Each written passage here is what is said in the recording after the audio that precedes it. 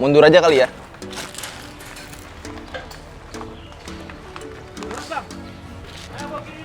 Ya, kirim. Kirin. Panas banget, panas.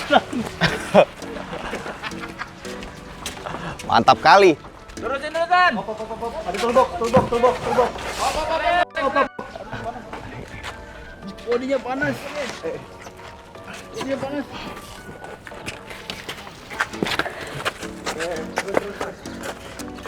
Berapa kan?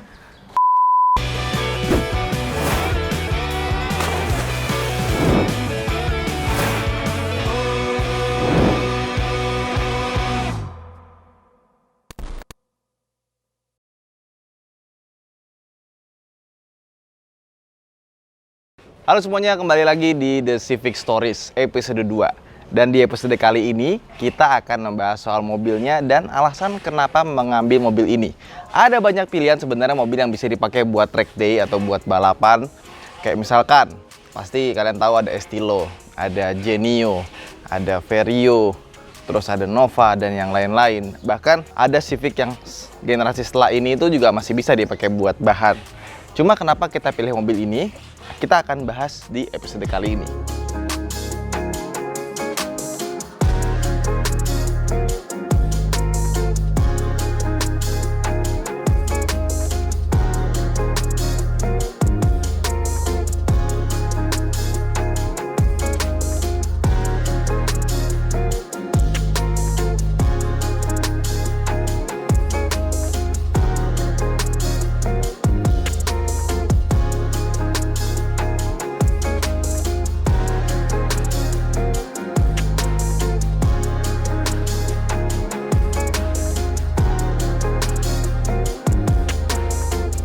Jadi dari sekian banyak mobil yang harganya terjangkau, kenapa harus harganya terjangkau? Karena gue pengen duitnya nggak habis buat beli mobilnya. Budget gue untuk mobil ini sekitar 300 juta.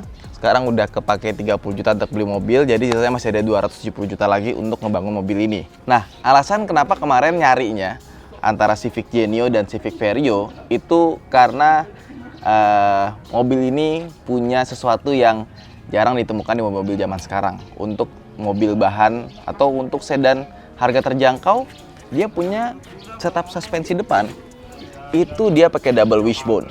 Ya, biasanya mobil-mobil itu pakai MacPherson strut di depannya, dia pakai double wishbone.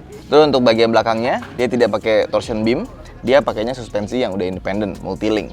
Nah, suspensi depannya ini kenapa cari yang double wishbone? Karena double wishbone ini dia kalau dipakai buat berbelok, dia itu akan lebih camber. Dan otomatis ketika kita belok, dia punya grip yang lebih baik dibandingkan dengan mobil yang pakai MacPherson strut. Nah, bedanya apa sih antara double wishbone sama MacPherson? Kalau double wishbone, itu dia control armnya ada dua, di atas sama di bawah. Jadi karena dia punya dua control arm, dia itu pergerakannya itu lebih rigid, lebih terkontrol. Sehingga dia bisa pasang shock breaker atau coilover itu bisa lebih miring dibandingkan dengan yang MacPherson. Kalau mobil yang MacPherson, dia cenderung lebih tegak, dan kalau misalkan suspensinya bermain, dia tidak bisa semiring versi yang double wishbone.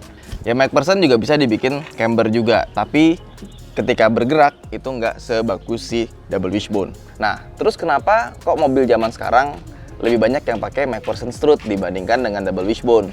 Masih ada juga mobil yang pakai double wishbone, tapi biasanya mobil-mobil yang harganya mahal. Nah, kalau untuk mobil-mobil yang harganya terjangkau, MacPherson strut itu pertama, selain dia developnya lebih gampang, dia juga punya komponen yang lebih sedikit, jadi lebih murah. Dan MacPherson itu juga nggak makan ruangan gitu, lebih kompak sehingga ruang engine bay itu lebih lega. Untuk maintenance-nya juga dia lebih murah karena dia nggak perlu ganti bushing-bushing segala macamnya. Nah, sebenarnya mobil yang pakai MacPherson strut juga bisa diganti ke double wishbone, tapi PR-nya bakal lebih banyak. Terus suspensi belakang. Terus suspensi belakangnya dia juga sudah pakai suspensi belakang independen. Mobil-mobil yang harga terjangkau biasanya dia pakai torsion beam karena lebih murah dan juga dia lebih hemat tempat.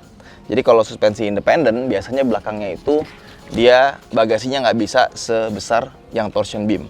Nah, kalau torsion beam itu namanya kan ada beam. Nah, jadi dia tuh ada besi melintang dari sebelah kanan ke sebelah kiri. Kalau suspensinya multilink atau independen seperti ini, dia tuh ada joinnya di sini. Jadi bergeraknya begini. Nah, kalau suspensi belakangnya torsion beam, dia ketika sebelah kanannya itu main, pasti sebelah kirinya dia agak kena kontak juga gitu. Jadi berpengaruh. Itu berasa banget kalau kita lagi kecepatan tinggi, terus kita lagi belok, ban belakangnya itu biasanya independen, itu lebih nempel. Tapi sebenarnya kalau misalkan buat balapan, torsion beam belakangnya, depannya MacPherson strut tetap bisa dipakai juga. Tapi biar lebih enak lagi, gue pengen yang depannya double wishbone dan belakangnya independen sekalian aja gitu. Nah terus kemarin pilihannya ada Genio, ada Vario. Kenapa tiba-tiba jadinya ambil Vario? Oke, mungkin jawabannya ada di mesinnya ya. Nah, ini mesinnya.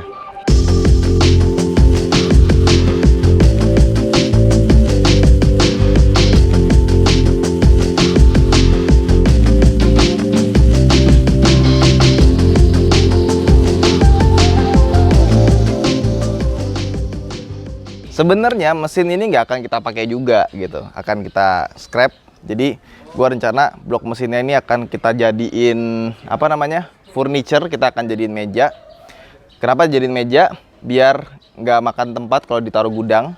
Dan blok mesinnya ini tetap harus dipakai. Soalnya kalau kita swap engine, itu kita tetap harus pertahankan itu tuh nomor mesin buat kesek-kesek. Nah terus kenapa kok akhirnya bukan Genio? Genio itu harusnya lebih enteng karena bodinya lebih kecil. Kenapa jadinya Vario? Karena ini mesinnya VTEC. Jadi nanti ada satu konten, kita akan bongkar mesinnya, mobil ini. Terus kita akan lihat part yang namanya VTEC tuh apa sih? Pinnya VTEC tuh apa sih? Dan cara kerjanya gimana akan kita bahas. Sedangkan kalau kita beli Genio, terus kita jadiin konten di episode keberapa gitu misalnya, dia belum pakai VTEC. Jadi yang kita bahas agak sedikit berkurang. Nah, mobil ini kalau kalian mau beli buat harian gitu, misalkan kalian cari yang cakep, ini kan gue dapetnya yang bahan ya, emang sengaja cari yang bahan. Dia bisa kelihatan, dia punya radiator, itu kecil banget, cuma segini, terus ke bawah gitu ya, udah. Dan dia punya electric fan, ini juga kecil. Jadi kalau misalkan kalian pengen dapat cooling system lebih bagus, ganti radiator sama yang lebih besar. Atau perhatikanlah jangan sampai ada yang rusak, terutama selang-selang kalau udah lama tuh kan suka pada getas ya. Nah ini mobil juga kemarin udah kita coba starter pakai aki gitu ya, ternyata nggak bisa. Dan gue lihat nih, ini di delco-nya aja ada kabel kosong nih, kabel colokannya mana ya? Tapi ya udahlah, bodo amat, kita juga nggak pakai juga kan. Nah seperti yang gue bilang, dia pakai double wishbone. Ini power shocknya di atasnya ini dia tuh nggak ke dalam sini, dia agak menjorok keluar karena dia naruh shock breakernya itu dia miring. Oke, jadi kurang lebih ini mobil nggak jalan. Nah, terus kondisi bodinya sih ya lumayan, namanya bahan ya. Di sini ada pecah-pecah, kap mesin juga udah retak-retak, ada banyak baret, wiper aja nggak ada di sini ya. Terus sama ini, kalau ada lampu-lampunya gini di kap mesin, gue ingetnya apa tuh nggak? Toyota Crown yang kesayangan Mobi itu, sama ini apa namanya, Cressida kan ada di sini ya. Nah tapi ini taruhnya di washer kacanya gitu. Nah nanti kap mesin ini akan kita ganti dengan bahan fiber yang lebih enteng. Ini juga fiber. Ini juga fiber. Terus atap kalau memungkinkan, budgetnya ada, kita ganti yang lebih ringan juga, fiber mungkin. Terus pintu yang sebelah kanan depan sini ini tetap kita pertahankan pakai besi karena regulasi. Sedangkan yang pintu kiri, belakang itu semuanya bisa kita ganti fiber biar lebih ringan. Nah terus ini pelek ya, gue nggak tahu pakai pelek apaan, cuma dicat warna hitam. Mobil ini juga dia punya rem itu depan belakang udah cakram, keren ya. Tapi tetap aja kita akan ganti sama BBK, brake kit.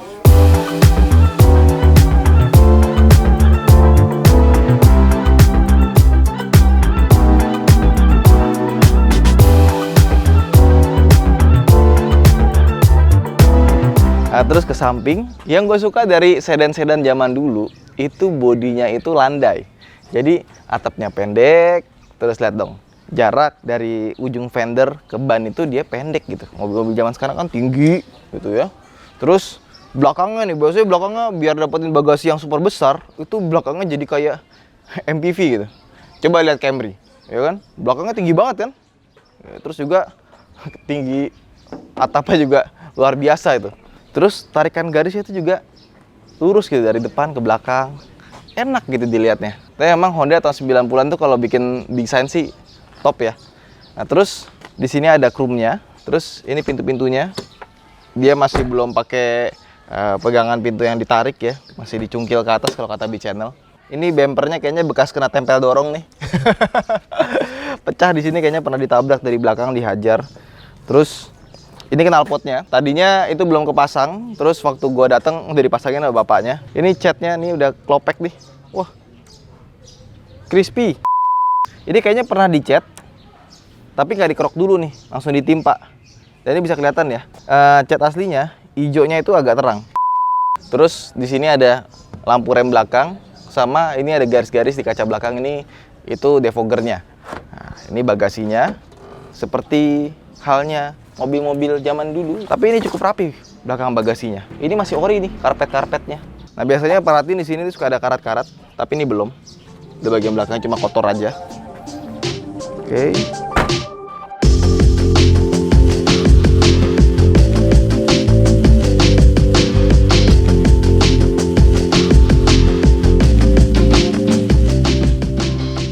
Nah, ini bisa kita lihat, ini bodinya, ini kalau cahaya mataharinya kenceng nih ya, kelihatan nih jamurnya luar biasa, udah jadi kerak. Jadi kalau mau dipoles bisa, cuma capek.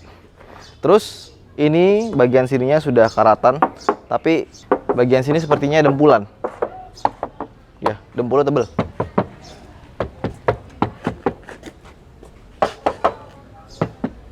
Beda kan? Ini kayak sebelah sini pernah kena nih. Jadi di sini ini ada beberapa part mesin. Ada puli di sini. Ya makanya mesinnya juga nggak jalan ya. Terus bagian belakangnya joknya udah di-retrim. Di bagian sini, oke. Wah, ini yang gue bilang nih, panas banget dalamnya. Ya ini mobil agak lumayan kotor ya. Ini headrestnya jamuran semua. Coba kita duduk ya di dalam ya. Ini. Aduh panas banget belakangnya. Ini kita kayak duduk pakai bangku panas tapi temperaturnya dinaikin sampai pol ya. Panas banget. Ya. Nah ini mobil. Salah satu yang gue paling suka adalah posisi duduknya. Jadi ya rasanya sporty dan dinamis. Ini udah tilt steering, tapi belum teleskopik ya kan. Terus ini nggak ngerti kenapa setirnya kayak habis digigitin nih. Habis semua dari sini sampai ke bawah. Nah ini mobil bawaannya aja, ini posisi duduknya udah enak gitu. Tempat kita naruh pedal rem, pedal gas, cuma koplingnya nggak ada karena matic ya. Ini pas sih. Nah, terus juga ini kemarin gue copot ya, karena tombolnya patah, tapi ternyata emang nggak bisa diganti, nggak bisa dipindahin ke netral atau D, tapi nggak tahu pas di P ternyata masih bisa didorong. Nah terus ini instrumen tengahnya. Yang pertama di sini ada AC, AC-nya ini komplit. Ada tombol AC-nya, ada tombol untuk sirkulasinya, sama di sini bisa jadi pemanas juga. Wah, berat banget. Ya, nanti kita juga nggak pakai AC kok. Sama di sini buat ngatur arah semburan AC-nya. Di sini ada jam, ada defogger belakangnya, terus ini untuk hazard, sama ini ada audionya nih, udah pakai USB lumayan. Nah, terus speedometernya nih. Speedometernya sederhana, tapi lihat dong, kecepatan maksimalnya 230. Kayaknya nggak nyampe sih kalau misalkan mesinnya standar ya. Tapi nggak tahu deh, mungkin ada teman-teman yang pernah nyoba ya. Tapi nanti ini dashboard, kita akan copot, kita molding ulang lagi. Dan mobil zaman dulu, itu bahan dashboardnya nggak pelit. Lihat dong dipegang. Ini soft touch. Wih, dari atas sini sampai ke sana gitu. Dan soft touch-nya itu bener-beneran yang lembut banget gitu. Bukan yang cuma lembut-lembut dikit. Ini lembutnya lembut pakai banget nih. Ini spionnya. Oke. Wah, ini ada CD-nya nih. Nah, di sini ada tulisan ini. Type R nih ada nih. Farming R. Apa? Apa sih ini? Faucing R. Apalah gitu pokoknya Type R. Nah, ini masih bisa nih buat dengerin musik, ya kan? Nah, ini sun visornya di sini. Di sini ada kacanya nih. Di jamuran. Ini ada laci ya. Kecil, ada kecoa aja. Ini lacinya kecil banget. Ya ampun. Gue baru tahu lacinya Civic Varios kecil ini ya. Udah. Ya jadi memang ini mobil masih ban sekali ya. Cuma ya ini yang gue cari. Kalau misalkan Civicnya masih bagus gue oprek-oprek, agak sayang. Kayak misalkan BMW 36 gue itu, gue dapetin bagus banget dari teman gue juga. Itu mau gue oprek-oprek yang agak ekstrim agak sayang karena bodinya bagus banget, mulus, interior juga masih rapi gitu ya, belum ada yang mencong-mencong, mesinnya juga masih halus. Jadi gue pakai track day biasa aja tanpa modifikasi yang signifikan.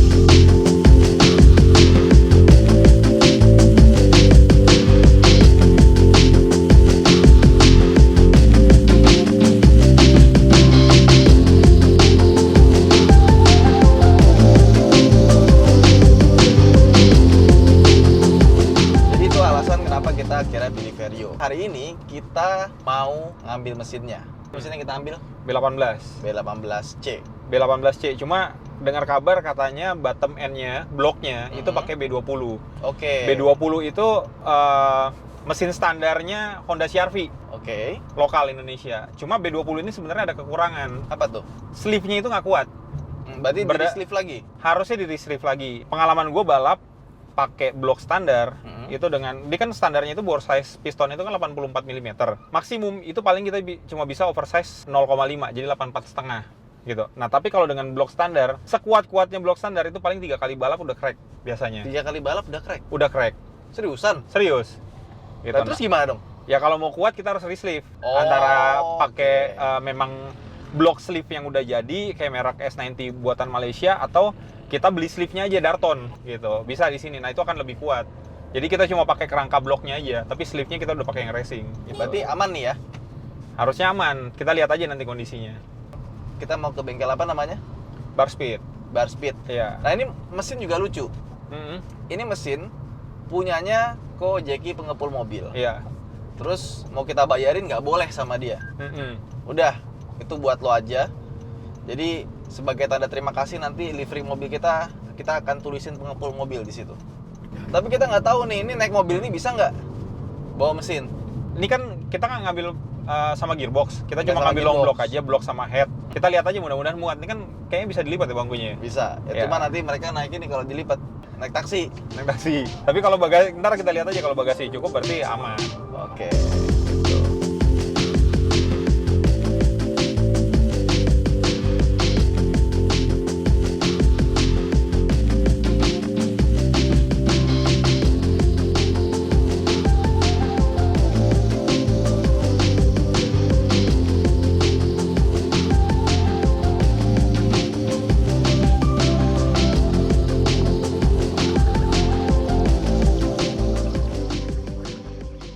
Tadi sih katanya mesinnya lengkap. Lengkap ya. Kalau lengkap ini kan nggak lengkap. Iya, ini nggak nggak lengkap lengkap. sih, memang di banyak yang dicopot ya. Iya. Cuma nanti kita cek lagi. Tadi soalnya si Jeki bilang kan bawahnya B20, atasnya B18. Tapi ini kita lihat bloknya ini B16A. B16. Bukan Iya. yang ini kali. Bukan yang ini mungkin, nanti dilihat dulu, dicek lagi. Oke, Kenapa benar? Ini benar, cuma ini di CNC aja jadi B16. Cuma bloknya B20, cuma nanti kita ukur lagi aja. Oh, pas jadi ngebuka. ini pakai B16 tapi sebenarnya B20. B20. Ini Oke. cuma buat gaya-gayaan aja kali biar keren. Ini headnya juga ini kita lihat nih. Dah, bisa kebuka. Bisa buka. Ini juga camnya masih ada. Ini kita lihat terus. Coba. Tuh, agak sini kali ya. Ini sih kita muat kayaknya nih pakai race. Muat ya. Paling bawahnya dikasih kardus-kardus aja. Oke, nih solenoid VTEC juga nggak ada. Solenoid VTEC-nya nggak ada ya? Iya. Terus jalur airnya juga emang di sini. Ya ini harusnya sih ini ya. Nih headnya geser ya karena di belakang dia. Kalau Type R tuh dia di depan. Tapi ini bisa. Kenapa? Bisa. Ini dibuka. Bisa dong, bisa kita pakai. Cuma memang beberapa parts kita masih beli lagi. Oke. Tapi Dia headnya tinggal bisa kita ngelengkapin pakai, ya? tinggal ngelengkapin. Nah kan ada orang nanti kan demen modif, klepnya biasa digedein. Nah berdasarkan experience gue dengan balap yang dulu, kita klep itu pakai standar itu lebih kuat. Paling kita cuma ganti bushing klepnya aja. Karena dia kan Per-nya ganti? Per-nya ganti pasti. Yang pasti per, cam, terus sprocket, itu kita ganti semua. Cuma klep kita pakai standar, cuma kita bikin sitting angle aja nanti. Oke. Gitu, bikin sitting angle baru sama bushingnya kita ganti. Bikin sitting angle baru berarti di ini dong. Pakai CNC. Pakai CNC, ada tempatnya nanti. Oke. Yang emang biasa kayak gitu. Karena kalau salah sitting juga malah berantakan jadinya. Kita berapa lama dibangun mesin ini kira-kira? Target berapa lama? tahun depan. Oh, tahun depan sih lebih dari cukup. Lebih dari cukup. Lebih ya? dari cukup. 6 bulan lah. Lebih dari cukup. Bangun mesin sih sebenarnya kalau partnya ada semua, Gampang. gampang banget. Yang masalahnya nggak belum tentu masalah. partnya ada. Itu dia. Oke, jadi ini B20, atasnya B18. B18 GSR. GSR. Hmm, Jadi bukan Type R ya. bukan Type R. Nah, gue sih emang belum mengukur ya, cuma menurut kabarnya, gue tuh balap itu sempat pakai headnya itu GSR. Nah, kalau yang Type R itu kan di kompresinya itu dari piston, jadi dome-nya itu lebih tinggi. Oke, ada jenongnya. Ada jenongnya. Nah, kalau GSR itu nggak setinggi yang Type R. Cuma katanya kubah kompresinya, yang headnya, lebih padat ini. Oke. Gitu. Jadi kalau kita kombinasi nih, dengan piston yang kompresi tinggi, terus kita pakai head GSR, mungkin hasilnya akan lebih bagus. I see. Kayaknya sih gue 70. pernah nimbang, enggak kali ya, 50-an, 40-an, 50 kali ya. Oke. Coba ya. Harusnya sih kuat, berdua. Oh. Kuat. Mobil aja kita mundurin. Mesinnya berapa kilo tadi? Sekitar 40-50 lah ya, 40-50 kilo. kemungkinan. Ini kalau di sini kuat ya? Ya agak-agak khawatir Gini, sih ya. Gini ya. Kita turunnya ke bawah. Jadi dia bertumpu sama si Oh, jadi nambah ya ruangnya ya? Iya. Oh, jadi ini ketahan sama velg. Oh, ini kuat sih. Kita ganjel aja. Harusnya kuat, cuma masih alasin kali ya. Oh, sama ini, kita pastiin nih. Ada oli apa nggak? Olinya mungkin kita keluarin dulu. Oh ya udah. Buka dulu, minta tolongin. Ini yang pasti kita udah nggak pakai nih, kita buang nih. Kopling standar. Intake juga enggak. Gue pengennya sih kalau budgetnya masuk, pakai ini apa namanya, intake Roda. yang bahan karbon. Karena riset gue nih, harus power nggak nambah. Tapi pada saat balap, itu endurance-nya stabil banget. Karena kalau intake-intake yang racing yang lain, bahannya kurang lebih sama kayak standar kayak gini. Dia masih nahan panas. I see. Tapi kalau yang karbon tuh kayak udara yang masuk tuh dingin aja terus. Terus perlu dibikin kayak itu, kayak bola golf dalamnya. Nggak perlu. Oh, nggak perlu ya? Kalau udah pakai intake racing sih udah aman. Paling throttle-nya ya? juga kita pakai racing nanti. Kan biasa kan dibikin alur-alur gitu kan? Iya. Sama sekarang porting tuh sekarang kan udah makin canggih ya. Kalau dulu kita porting tangan. Porting sekarang itu udah bisa pakai CNC. CNC. Iya, jadi maksudnya airflow-nya itu udah bisa diukur Pakai komputer ya? pakai komputer. Terus CNC itu macam-macam jenisnya sih. Kalau waktu itu gue sempat lihat ada yang model ulir gitu CNC-nya sama kayak sarang lebah gitu loh. Nah itu gue nggak tahu juga, mungkin ngaruhin turbulence-nya kali ya, bikin kayak gitu.